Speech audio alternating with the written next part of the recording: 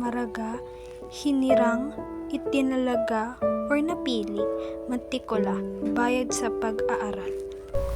Mga tauhan. Kapitan Tiago, isa sa mga pangunahing tauhan sa nobelang namatay at ipinakita sa kabanatang ito ang kanyang marangyang libing. Padre Irene, isa pang tauhan sa nobela. Siya ang itinalaga bilang tagapamahala at tagapagpatupad ng testamento ni Kapitan Tiago. Basilio, pinagkaitan ng mana mula sa testamento ni Kapitan Tiago dahil sa di umano'y kawalan utang na loob nito.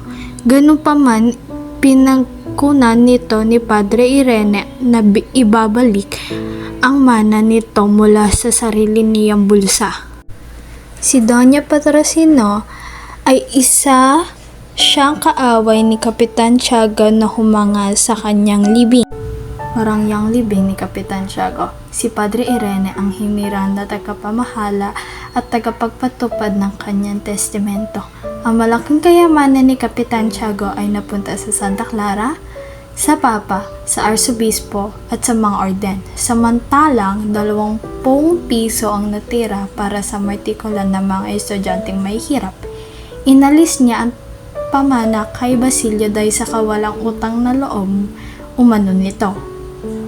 Ngunit isinoli ni Padre Irene na nangako siya ang pagpapaluwal mula sa sariling bulsa.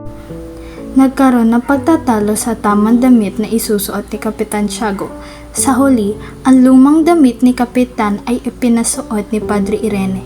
Usap-usapan din ang paglitaw ng kaluluwa ni Kapitan Tiago na may daladalang sasabunging manok, nganga, at opyo sa bibig. Pinag-usapan ng mga kasamahan niya sa sabungan kung hahamunin ni Kapitan Tiago si San Pedro sa pagsasabong sa langit. Sa libing, 3 pari ang nagmisa, maraming kamangyan ang sinunog at agua bentita ang ipinadilig sa kabaong. Marami ang humanga sa kalibing ni Kapitan Tiago kasama ni si Doña Patriciano na naging kaaway niya sa pagkabanal.